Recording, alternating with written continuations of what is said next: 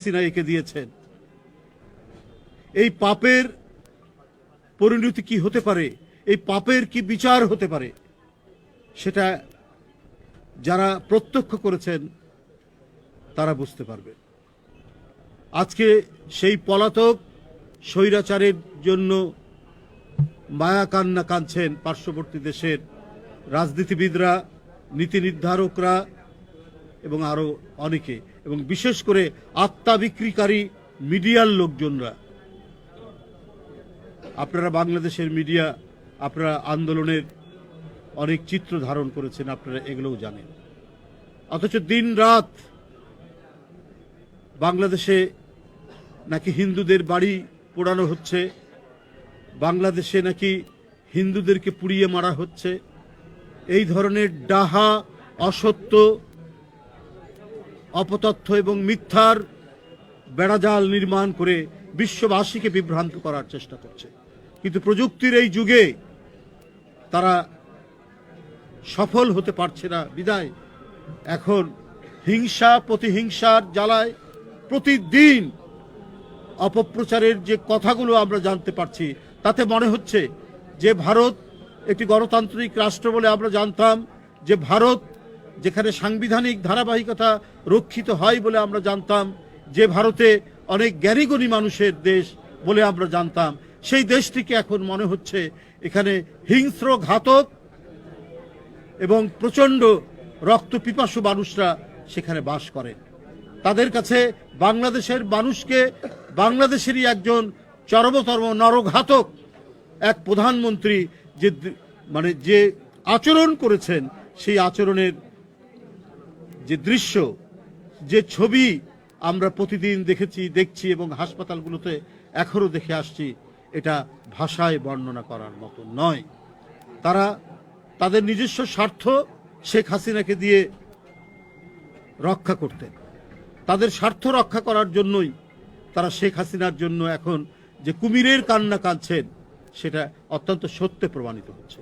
ওরা এত দূর গেছে যে আমাদের প্রিয় মাতৃভূমির স্বাধীনতার যে প্রতীক পতাকা, সেই পতাকা তারা নিজ দেশের আগরতলায় সেই পতাকায় স্ট্যান্ড ভেঙে আমাদের পতাকাকে ছিঁড়েছে। আমাদের দেশের লোক যারা কূটনৈতিক চাকরি করে তাদের গায়ে হাত দিয়েছে।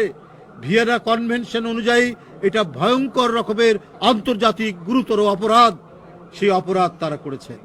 কিন্তু তারা একবারও চিন্তা করেননি যে শেখ হাসিনা কি নিষ্ঠুরতা করেছেন, কি নির্দয়তা করেছেন, কি হিংসাশ্রয়ী আচরণ করেছেন তার নিজ দেশের মানুষের উপর। আজকে এই বার্ন ইনস্টিটিউটে না আসলে, আমি কারাগারে ছিলাম সেই সময়, তার পরের দিন বেরিয়েছি, এরপর থেকে হাসপাতাল ঘুরেছি। কিন্তু আজকে যে আমি দৃশ্য দেখলাম, এই দৃশ্য ভাষায় বর্ণনা করা যায় না। এত মর্মান্তিক, এত মর্মন্তুদ, বুক ফাটা কান্না বেরিয়ে আসে এই দৃশ্য দেখলে। কারো মুখ ঢাকা মুখ খুললেই এ যেন কি দেখছি, কোন হরর ছবির দৃশ্য দেখছি নাকি আমরা? কে নিবে তাদের দায়িত্ব? কি করে তারা বাঁচবে? এই পরিস্থিতি তৈরি করে গেছেন পলাতক স্বৈরাচার।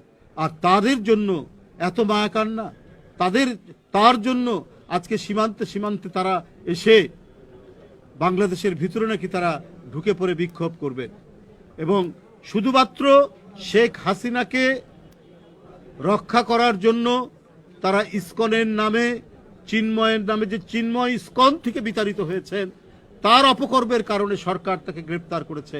তার জন্য মনে হচ্ছে ভারতের দিল্লি থেকে শুরু করে একেবারে তাদের প্রত্যন্ত অঞ্চল, প্রান্তিক পর্যায় পর্যন্ত যেন কান্নার রোল পড়ে গেছে। এইভাবে চলতে পারে না। বাংলাদেশ স্বাধীন রাষ্ট্র, বাংলাদেশ সার্বভৌম রাষ্ট্র, বাংলাদেশের 18 কোটি মানুষ, 1971 সালে 30 লক্ষ মানুষ জীবন দিয়েছে, 2 লক্ষ মা বোন নির্যাতিত হয়েছে, সেই দেশ বাংলাদেশ। অত্যন্ত রক্তের দামে কিনা এই বাংলাদেশ। এই বাংলাদেশকে কেউ মাথা নত করাতে পারবে না। এই বাংলাদেশকে ভয় দেখিয়ে, চোখ রাঙিয়ে নতজানু করাতে পারবে না। এখানে অপরাধীদের বিচার হবে, যারা আমার ভাইকে পঙ্গু করেছে, যারা আমার ভাইয়ের হাত কেটে নিয়েছে, যারা আমার ভাইয়ের মুখ উড়িয়ে দিয়েছে, তাদের বিচার বাংলাদেশে হবে। আন্তর্জাতিক অপরাধ ট্রাইব্যুনাল গঠিত হয়েছে। এই অপরাধের সাথে যে সমস্ত আইন শৃঙ্খলার বাহিনী জড়িত, যারা নির্দেশ দিয়েছেন, সেই সমস্ত পিশাচ মন্ত্রী, প্রধানমন্ত্রী থেকে শুরু করে প্রত্যেকের বিচার এখানে নিশ্চিত করতে হবে। কারো হুমকিতে এবং কারো প্রশ্রয় থেকে যারা তাকে রক্ষা করার চেষ্টা করবেন, তারাও বাংলাদেশের স্বাধীনতার বিরোধী, সেই রাষ্ট্রও বাংলাদেশের সার্বভৌমত্বের বিরোধী, তারাও বাংলাদেশের জনগণের বিরোধী। এই বাংলাদেশ নির্মাণ করেছে বাংলাদেশের মানুষ, এই বাংলাদেশকে গড়ে তুলবে বাংলাদেশের মানুষ, এই বাংলাদেশের অগ্রগতি নিশ্চিত করবে এই বাংলাদেশের মানুষ। ধন্যবাদ আপনাদের সবাইকে।